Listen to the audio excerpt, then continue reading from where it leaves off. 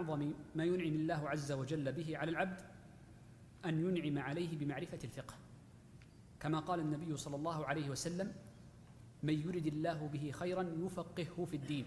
الحمد لله رب العالمين، والصلاة والسلام على رسول الله وعلى آله وأصحابه ومن تبعه بالهدى. Donc, nous passons au chapitre de As-Salah, qui est en français la prière. Donc déjà, tout d'abord, comment définit-on cette prière?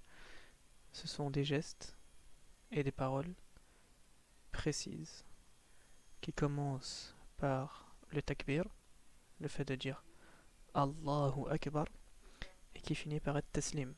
At-taslim, le fait de dire Assalamu alaykum wa rahmatullah dans la prière.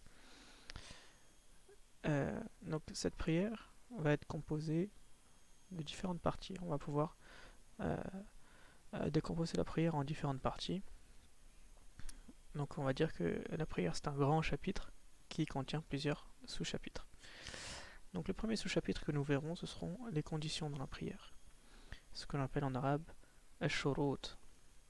Ensuite nous verrons les piliers, al-arkan, les obligations, al-wajibat, les sunan, donc qui sont les choses recommandées.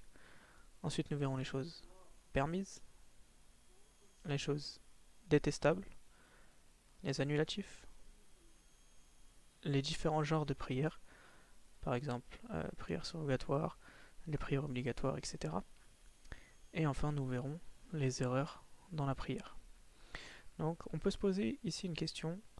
Tout d'abord, quelle est la différence entre les conditions et les piliers, et également quelle est la différence entre les piliers et les obligations. Alors, les piliers, ce sont des actes dans la prière, à l'intérieur même de la prière, lorsque nous sommes en train de prier.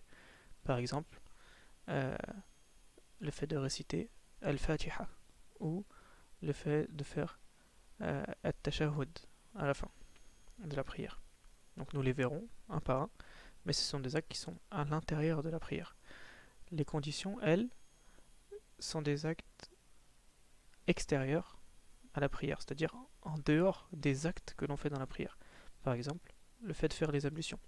Faire les ablutions, nous les faisons avant la prière, et du coup, ils ne sont pas à l'intérieur même de cette prière, mais du coup à l'extérieur, donc c'est ce qu'on appelle une condition, shart. Ou par exemple, se diriger vers la Qibla. Également, la différence entre pilier et obligation. Le pilier, contrairement à l'obligation, si l'on l'oublie, notre prière est annulée. Il n'y a pas de moyen de rendre valide une prière si l'on oublie un pilier. Alors qu'on verra que si on oublie une obligation, on pourra réparer la prière. Alors qu'un pilier, on est obligé de venir avec. On est obligé de venir avec tous les piliers de la prière au sein d'une prière, sinon cette prière n'est pas valide. À l'image d'une maison, si elle est portée par exemple, 4 piliers, s'il en manque un, cette maison ne peut pas tenir. Donc la prière, pareil, elle s'effondrerait. Alors que les obligations, eux, si on les oublie, nous pourrons les rattraper, entre guillemets, les corriger. Ensuite, les sunan, donc les actes recommandés, ça, on n'est pas obligé de les faire. Les choses permises, on a le droit de les faire. Détestables, il est mieux de ne pas les faire. Les annulatifs, eux, annuleront. Quand ils seront présents dans la prière, l'annuleront. Et également les conditions. Si on ne fait pas toutes les conditions de la prière, sauf excuses bien sûr, comme les piliers, il pourrait y avoir des excuses, nous les verrons. Les conditions, si elles ne sont pas présentes, cela rend la prière caduque. Du coup, les piliers et là où les conditions ont un point commun, s'ils ne sont pas présents, la prière s'annule. Les piliers et les obligations sont différents sur ce point-là. le manquement d'un pilier annule la prière, le manquement d'une obligation est rattrapable. Mais les deux sont au sein de cette prière. Les obligations sont également au sein de la prière. Très bien. Donc nous passons aux conditions de la prière. Donc il va y avoir les conditions du prieur, donc de la personne qui prie. Elles sont au nombre de 4, et après on verra les conditions de la prière. Donc pour le prieur, la première est la condition d'être musulman. Personne qui n'est pas musulman, sa prière ne sera pas validée. D'accord ? Donc c'est une condition de validité.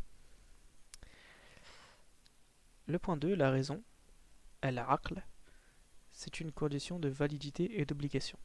Donc quelqu'un qui n'a pas la raison, comme un enfant très jeune ou une personne qui est atteinte de folie, n'est pas obligé de faire la prière. Et si elle ne la fait pas, il ne lui en sera pas tenu rigueur comme un acte, comme un délaissement d'une chose obligatoire. Donc là, ici, on peut voir que la raison, c'est une condition de validité. Donc il faut avoir la raison pour que la prière soit valide, et une condition d'obligation. Alors que pour être musulman, c'était uniquement une condition de validité. Ça veut dire que dans l'école de l'imam Ahmed, les non-musulmans sont soumis au fait de faire les actes apparents de l'islam. C'est-à-dire qu'au jour de la résurrection, ils seront jugés pour les manquements des actes obligatoires, comme la prière. Donc ils seront jugés à la fois pour le fait de ne pas avoir cru et à la fois pour le fait d'avoir délaissé les actes. Et la raison également, donc, une condition de validité, ça veut dire que la personne qui aurait une perte de raison, due par exemple à une maladie ou un médicament, et qui ferait la prière à ce moment-là, sa prière ne serait pas valide.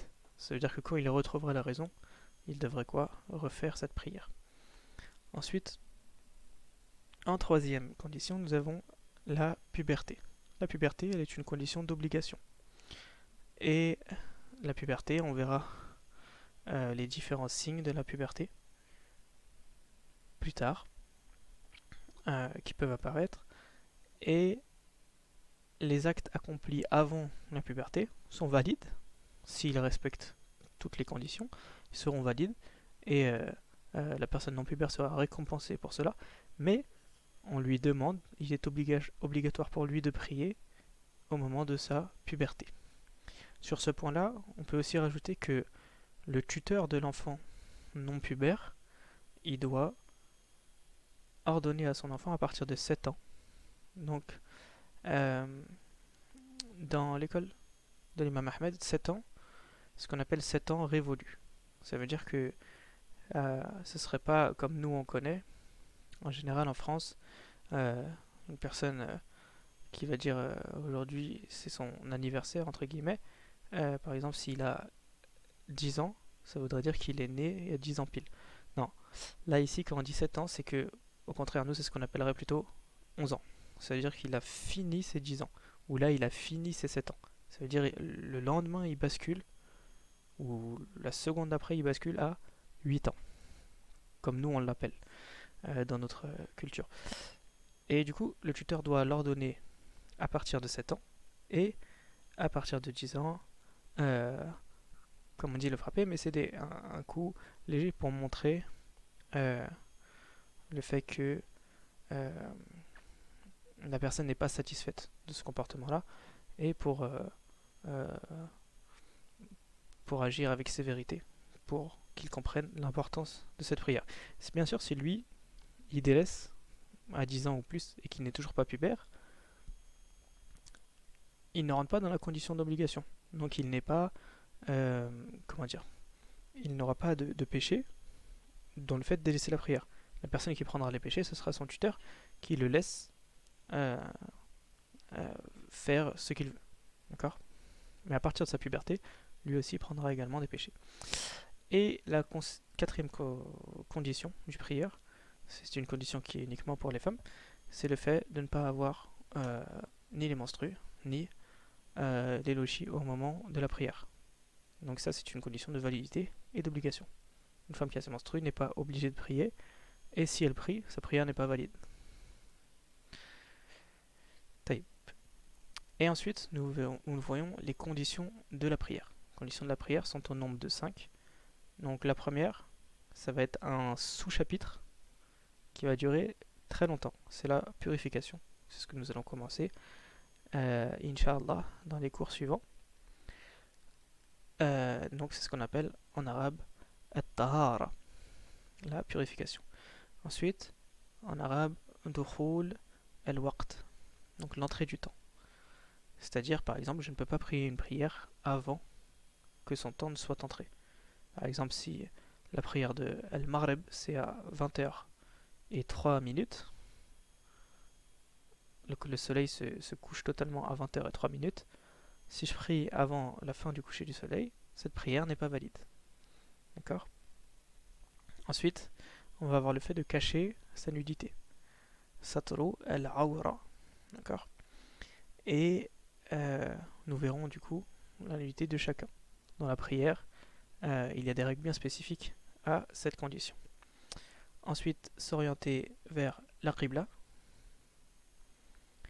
Et enfin, l'intention, an-niyya.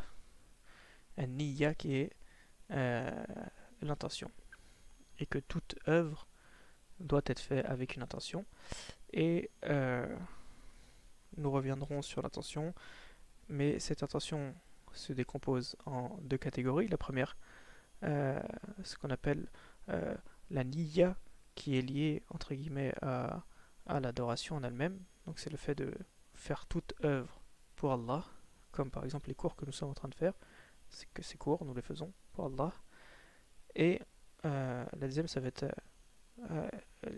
niyya, qui fait ce qu'on appelle un tamyiz, le fait de comment dire, le fait de séparer les œuvres les unes des autres. Par exemple, la prière de l'Asr et la prière de Al-Dhuhr, elles ont la même forme.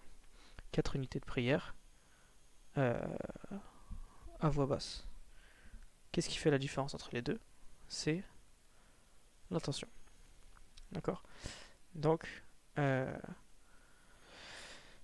nous commencerons, Inch'Allah, la prochaine fois par la purification, et nous nous arrêtons ici pour les conditions de la prière et nous les verrons une par la suite, Inch'Allah.